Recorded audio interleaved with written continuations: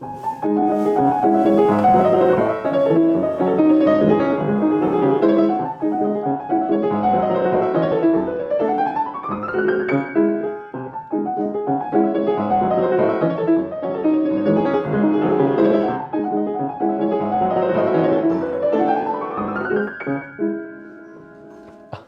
嬢様、そこでずっとご覧になられていたのですか。ありがとうございます。お腹が空いていらっしゃいましたか。この新しく届いたエアフライヤーで何かお作りいたしましょうか。じゃあ行きましょう。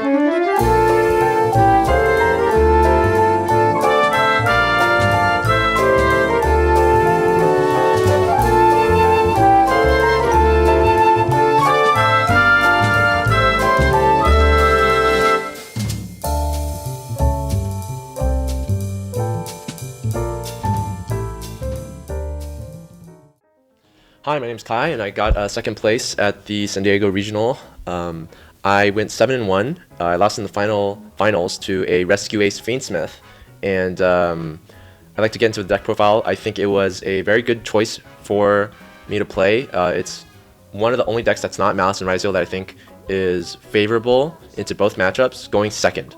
So going first, I mean, any deck can win going first, but you have to be able to win going second. And so I was counting on, even if I lost dice roll, I would still be able to, make it to the further into the tournament. I went X3, or I went 5-3 at the YCS Anaheim because I faced U-Bell and Snake Eyes. So those combo decks, this deck isn't good against. It's only good against. I built this deck to beat Ryzeal and Malice. Now Fiendsmith, I mean, it is whatever. If I have to kind of trade with Fiendsmith a little bit, but specifically Ryzeal and Malice, this deck is meant to beat those. And in the finals, of course, I play against Rescue Ace Fiendsmith. I don't know how he got there, but it is what it is. And he did draw pretty broken against me, and I did brick. So, I mean, this deck does brick. It has many bricks. But let's get into the deck profile. So the best card in the deck, mathematically, the highest win rate card that you are going to have in your deck is Arias, the Labrynth Butler. It is good going first. If you draw any trap, if you even draw a brick, it makes the brick playable, but I mean, obviously you don't want to do that to -1, but this card is extremely versatile in that way. If you draw multiples, you probably will lose, but if you draw one of this and you draw any of the other combo pieces, your win rate goes up significantly. Okay, so Arias is definitely a 3 of, and it is the core identity of the deck. Next is the furnitures.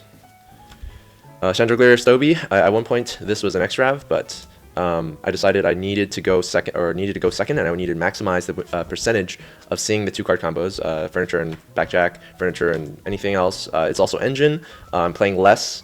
I'm playing 2 Welcome Labrynth, so having these to make sure I see engine at all is pretty good. 1 Coup Clock. The Coup Clock is really good to draw if you draw these cards. If you don't draw them, this card is pretty dookie. If you draw this card with Ariana, it's pretty good. You can dodge imperms and stuff, and then you can play the game regardless of whether Ariana resolves or not. Sometimes they will ash your Ariana for some reason. So Coup Clock is a great card. Recurring Body, it just bad against Bestials though.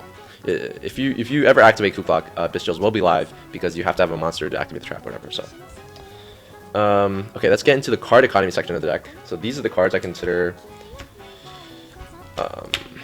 So these 5 cards are +1s, and they exist, or they're there to offset your neg ones. These are not neg ones technically. I mean, furnitures are neg ones, but these cards the value in the hand is extremely low because you would rather furniture get to this. Because the only time you would ever want this is if you already have both traps set up. So you never want to really hard draw this. It's not the best card. And then these 2, you would rather just summon it from the deck or summon it search Ariana, search this, you have another body. Out of these cards, the best one probably is Lady.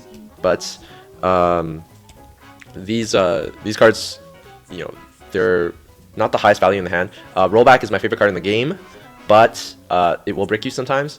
And that's why I chose to play 1 instead of 2, because Tenpai is no longer in the format, and I'm not really afraid of Tenpai anymore. They will lose to 1 interruption now, so rollback, being at 1, it used to play 2, so you could trap trick, set the rollback, and that way at least you have a Daruma live or something. But now this is just a high roll card. It's a set target for Lady. If you ever get impulsed, You can Lady Set it rollback. It stops your opponent and gives you follow-up. So that's pretty freaking broken. And then Extravagance is a going first card, obviously, but I just needed a way to play around Ash Blossom. So technically, Lovely is also an anti-Ash card, but obviously has to hit the field somehow, so I'm not going to count that. Rollback is also an anti-Ash card because it allows you to, resolve your engine anyways. But 2 Extrav I think is correct. If you play 3, sometimes you break on it, you draw too many, and this could have been any other going second card, and so it would have won you the game if you were going second. And I think 2 is just the right number. Ariana, it's mandatory 3 of. It could be 2. I was playing 2 at one point for the like a regional somewhere, Anaheim regional.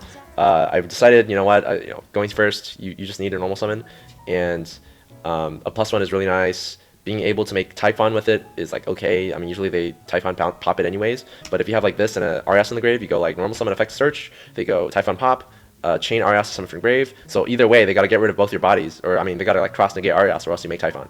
So this card is not bad at, it's good. It's very good. I mean, Jesse says it's Stratos. I mean, it is Stratos. So, okay, next. I am yapping a lot. I'm sorry. There's a lot of theory. More your engine cards, and then technically more engine. So this is mandatory. 3 Welcome. I decided against it because if you draw 2 Welcome Labyrinths, it's pretty bad.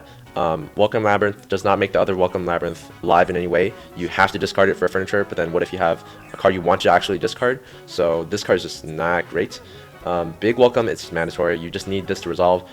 Trap Tricking, I'm usually Trap Tricking for Big and not regular Welcome, because Big will trigger your furnitures, so it's more tempo, it's faster tempo. This is mandatory though for like Trap Trick, and then like the grind if you ever get into the point where you're out of like welcomes in the deck. I could even like see this at some point if I play like a going second build, but it's decent. You could, if you really hated Ash Blossom, you could play a 3rd Welcome Labyrinth over the field spell, and that would be good.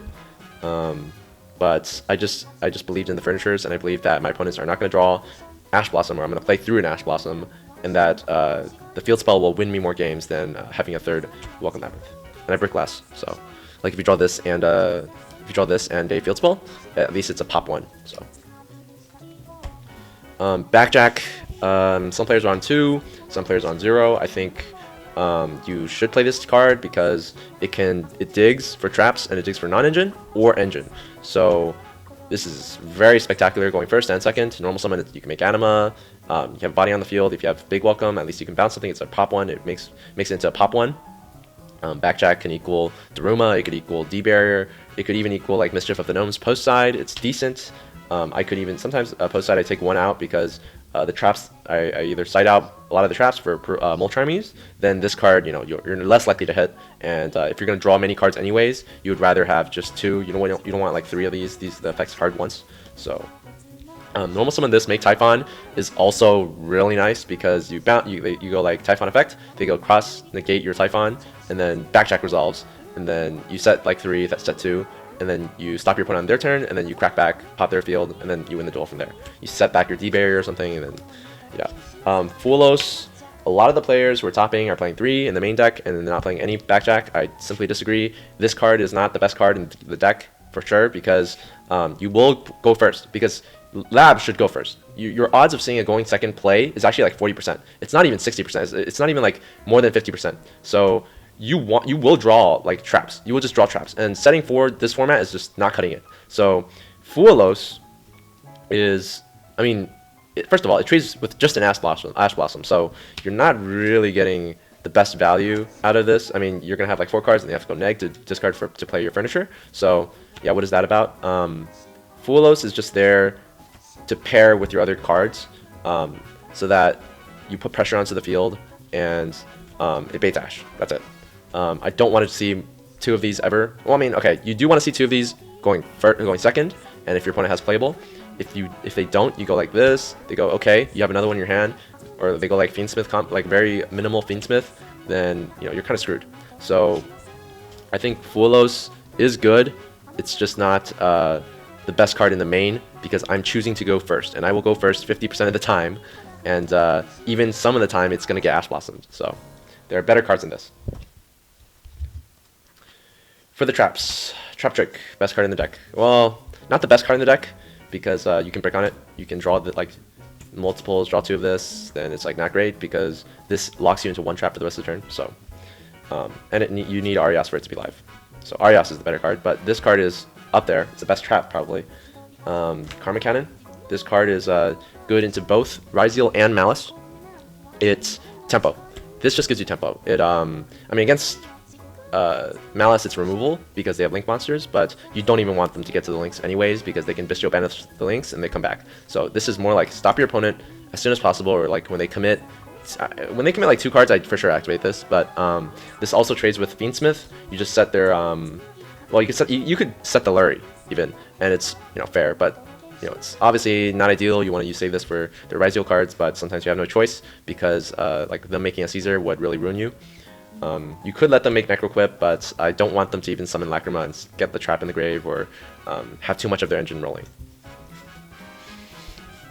And then for the other non-engine in the deck, or the last non-engine in the deck, Impulse and D-Barrier. So the reason why I didn't play 3 D-Barrier is because it's dead in the hand going second. I mean, let's be real. Unless you draw specifically Arias and this is going to be dead in the hand. Impulse is live in the hand, and it's nice when you hit it off Backjack, and you could set it as like for follow to like kill your opponent's Fiendsmith follow up. It trades okay. This is for Malice. This is for I mean, this also hits Fiendsmith. So I've Impulsed many Requiems and even Sequence, and gets rid of the body. It's pretty nice. And then this is for Ryzeal. So anything that this is bad against, this is good against, and then vice versa. And even Impulse is not bad against Ryzeal sometimes because they go Node. That's like their only play. You just Impulse it, and usually have a trap in the grave. It'll pop the body as well. They don't have follow up anymore. So yeah, I think D-Barrier being in the main was really nice. It won me like many game ones because your opponents can't cross it out. They sometimes just can't play through this. And yeah, that's it. So that's for the main deck. Let's go into the side deck now. 1 Fulos. So going second, this is good into both matchups, Ryzeal and Fiendsmith, or Ryzeal, Fiendsmith, and Malice. Those are like the 3 decks right now. Not Rescue Ace, funnily enough, but I drew 1 Pearly against Rescue Ace, and they had no Rescue Ace. It's pretty funny. But 1 Fulos, and then for the Malice matchup, I had 3 Chaos Hunter, 2 Phantasme, and then for the Ryzeal matchup, I had 3 Perulia, and then 2 Mischief of the Gnomes. So the theory behind this is that Chaos Hunter, you can play Chaos Hunter control. So when I side against Malice, even going first, I put in a Chaos Hunter, and I make sure to keep the Field Spell, because Field Spell can revive this. You can big bounce this back and then summon it back out again. This card is actually pretty versatile. You can it's not hard once. So as long as you have cards in the hand, this can keep coming out. You can this pitch Big Welcome to summon. Then if they talents to take, you go big bounce this. You trigger, I don't know, if you have Furnitures in the grave, you trigger them. Then you just summon another Chaos Hunter out, and then their turn is really stopped. They have to really commit to make a Cerberus or whatever to out this, and they kind of have to high roll you to be able to out this on their turn anyways.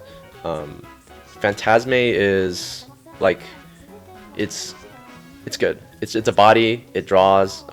Against Fiendsmith, there's no real good spot to use this, let's be real. Like they go Requiem, I guess summon this, draw 1 card because they're going to chain Requiem anyways. But it being a body, it being able to negate like a detonator, force them to like detach another one is like okay. It's just I need to draw, and I need to be able to see the combos, like the 2-card combos going second, to be able to stop my opponent. So I think playing 2 is correct. Would I ever change this? Probably not, because, or if anything, it's like 3 Phantasme, 2 Chaos Hunter. I just really don't think that Lancia is a good card because it only stops the turn for once, and you have to neg 1 to do it. I want to play control with Chaos Hunter. And this card is just also a Fiend. It's a level, 7. You can, this plus Chandragleer is Chaos Angel. So yeah. Oh yeah, and then Perulia, obviously it's Bait Sash. Really good against Ryzeal. Against Fiendsmith, awful. So I tried doing this against my Rescue Ace opponent, and he just went Fiendsmith, and it's too much. The follow-up is too much, and especially if I don't draw playable. So Mischief of the Gnomes, this was at 3 at some point, but I decided to go 2 because I'm also playing D-Barrier in the main. You can hit this off Backjack. You would rather have maybe like this and Backjack or something. Backjack can hit this, you get 2 activations of it because you activated it, and then in the grave you can use it again. Whereas if you furniture pitch this, you only get 1 activation of it, so you don't get as much value. I'd rather also dig for engine with Backjack if I don't hit it. Like if I don't have enough engine in my hand, I would rather have Backjack. So yeah. Now for the going first cards on the side, it's the Full Force Virus, Erad, and another rollback.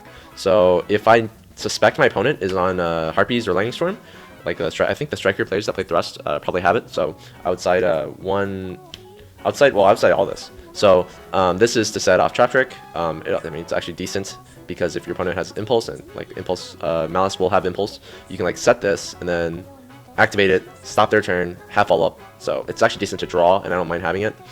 Full Force Virus did perform really well. A lot of times you're gonna like Daruma your opponent, and you have furnitures in the grave or something, and then you somehow resolve Full Force, pop their whole field, and then your furniture's resolved. So you're back in the game, and your opponent is kind of screwed if they top deck like any Raizo that's not X'd, then they're screwed. So also, this deck is now weak to a lot of decks that don't give a shit about D barrier and Impulse. So like, for example, King Sarcophagus and those kind of decks. Full Force Virus isn't good, but like these cards, you know, you just want your engine to resolve now. So having these cards and like being able to trade with your opponent's non-engine is like decent. Like for example, Flu Wanderers would completely destroy this. So I needed like, this is extremely useful. And if I could change anything, maybe like instead of D barrier in the main, it could be in the side. I just play like Dogmatica Punishment instead. That card's like way more versatile, and I probably would have won my finals if I had Dogmatica Punishment instead. But it is what it is. So that was it. 40 card main deck, 15 card side deck, obviously. Okay, so for the extra deck, 3 Chaos Angels. So let's just go into the cards that you really want in your deck.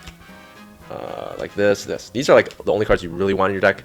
The other cards are like just flex spots. You can put anything you want in there. You could argue for a third Typhon, but I don't think Raizo players want to play Kashtira, so they can't really Unicorn Rip it, and I never made the third Typhon. And your odds of banishing like a 2 of is not that great off is not that high with Extravagance anyways, so 2 is fine enough. Anima obviously is for, you know, SP plays, Muckrackers for grind game. Sometimes you need to summon an Ariana back, or like if your lovely gets negated, you can summon it back. Dark is for SP. I don't really have any Link 3, so it's not for that. But you go this, revive your opponent's like any Dark, like Mirror Logic, link it off or something. Actually, no, Mirror Logic is a terrible link. I just realized that. So no, if your opponent, and it's also not probably something, but Dark revive like a Bestial or something, and then make SP is pretty good. These are to punish Maximus players. This deck has a weak Voiceless Voice matchup because you can't really out their cards anymore, because I don't play removal non-engine anymore, like Punishment. I mean, Punishment was not great in that matchup anyways, so I decided that if my opponent was going to +1, I better +1 as well. So you want to usually send, if you really need the draw to resolve, then it's send Garura Entis 1/2 target Maximus to chain block from Ash if you really want the draw to resolve. If you don't care about that, you can send like Garura, and then this is depending on if you have Ariana in hand. If you have Ariana in hand, it's send this. If you have Backjack in hand, you send this, because a banished Backjack could be revived, and this could revive an Ariana for more plays turn 2, turn 3, turn 4. And then Yama is just like, okay, it's like basically Wind Pegasus. It's like the grinding card. If I really have nothing else, then I just like send this. Or sometimes you can make it. You need like a 2k beater. You have like 2 level, like 2 furnitures. You link them off, make this, beat over something. Like these really don't matter. They did not come up at all this tournament. If anything, I played 1 Entis so that my opponent, if they're Kashtira, I don't want them to banish my Chaos Angels. I don't want them to banish my Typhons. So they will definitely rip your Entis because they think you're on Punishment. And they'll be like, oh, this is the only one of, and it's the only immediate value that I'm going to get, so let's just get rid of this. So, yeah, that's the theory behind that.